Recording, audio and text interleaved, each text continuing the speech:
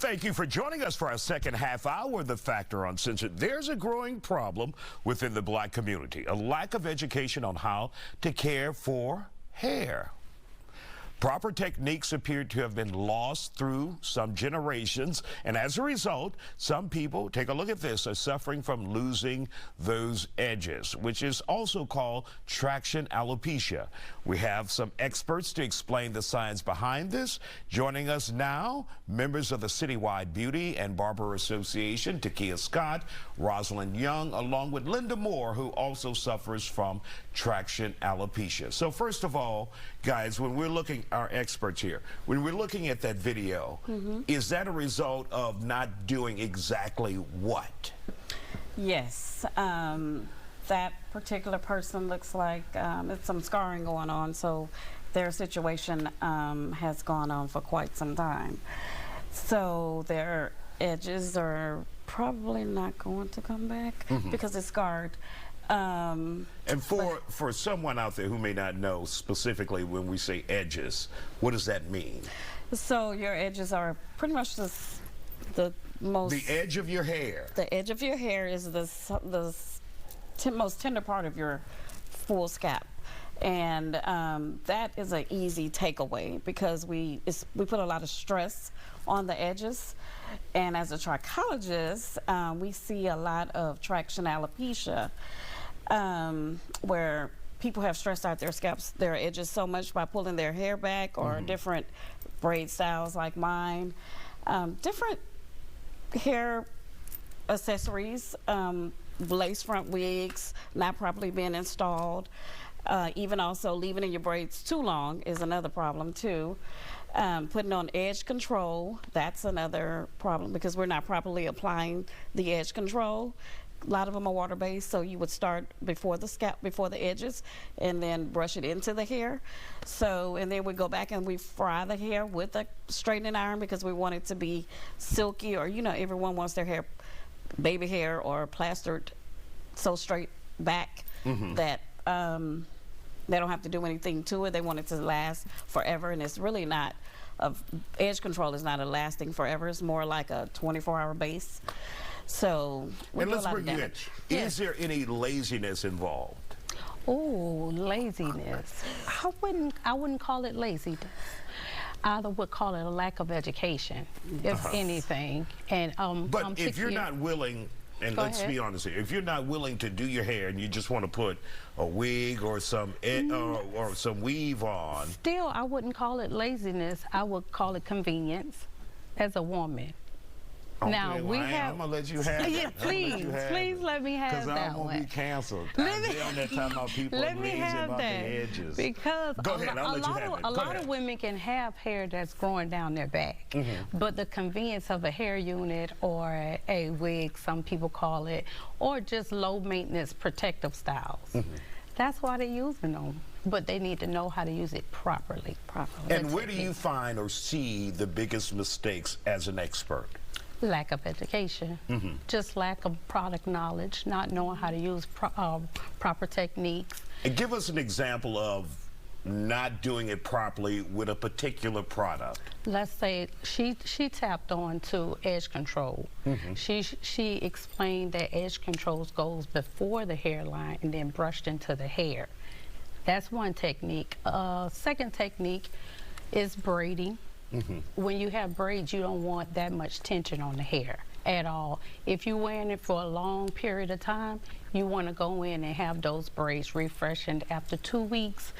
I'd say no more than 3 weeks. You want those edges to be redone. And I've seen some people where their hairline just it keep crawling back. I know where you're going. I know where you're going with that. I know where you're going with that. And I'm like, don't they notice something? Right. I see y'all laughing. Oh, well. No, I mean, but it's kind of like, do they know? They do know, but they don't know what to do. They don't know that it's help out there. I want to throw in the fact that you can use onion oil. Onion oil is a stimulant. You want to use that to stimulate those edges to get to growing. And Linda, in our last minute in this segment, what have you encountered when it comes to this? And how has it impacted your hair?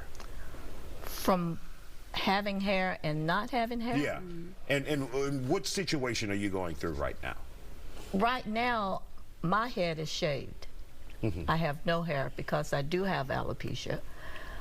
It is a process for a lot of women because they don't want to accept the fact that certain parts of the scalp, of the hair, is not going to come back. So they tend to try to hold on, like you say, halfway. Well, they want just what they have, even though they might not have anything in the front. But for me, it was a process.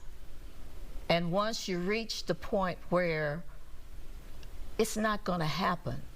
We'll let you answer that when we come back. Yes. When we come back, we'll continue this conversation. Make sure you stay with us here on The Factor Uncensored. Our guest will do a live demo on how to protect those edges next. And welcome back to The Factor Uncensored. We're talking about, in the black community, those who may be struggling with their edges or hair.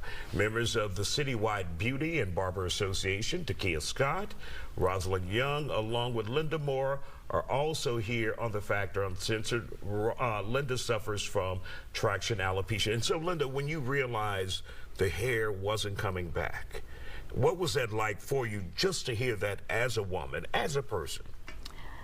First, it was devastating because I did have a head full of hair in the beginning.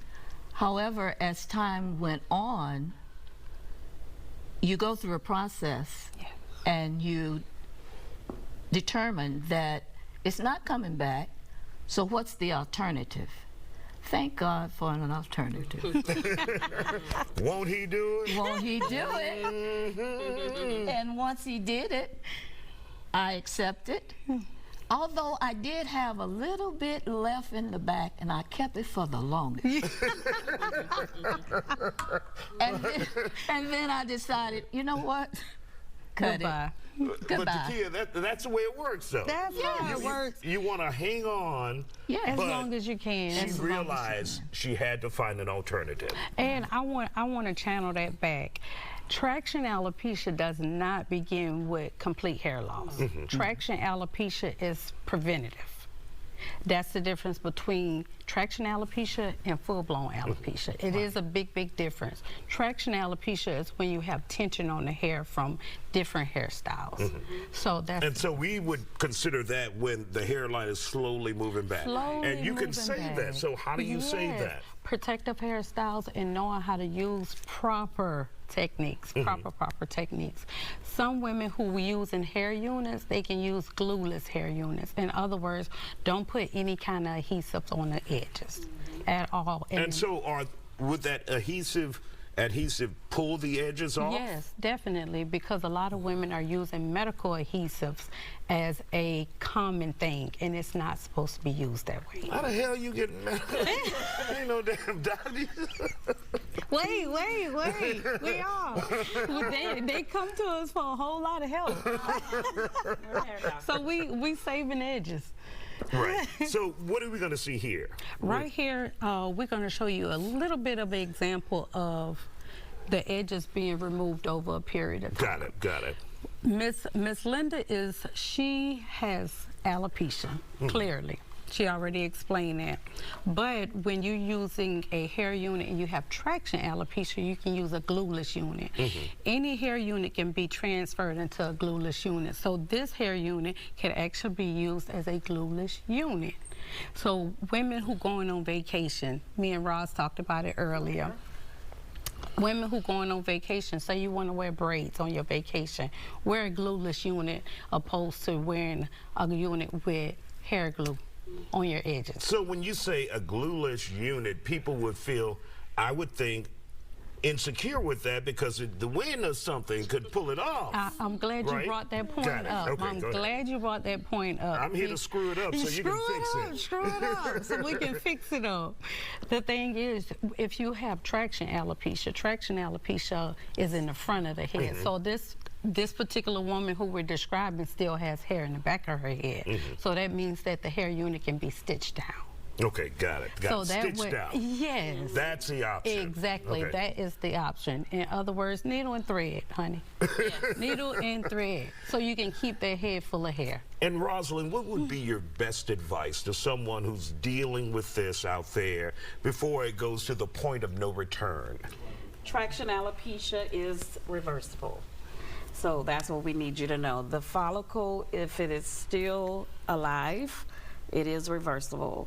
So we need to get to the proper trichologist, dermatologist, someone who can help reverse it. But you can do a lot of stuff at home, like there are stimulants, rosemary, tea tree oil, peppermint oil, anything with a sensation to it. And can it you look at a it. follicle as experts and see if it's still alive? Yes. Definitely. Okay, got it. Got it. So Definitely. you can give them hope and say, okay, take it to the next step. Right. Not even the next step, honey. You need to stop right here. Right now.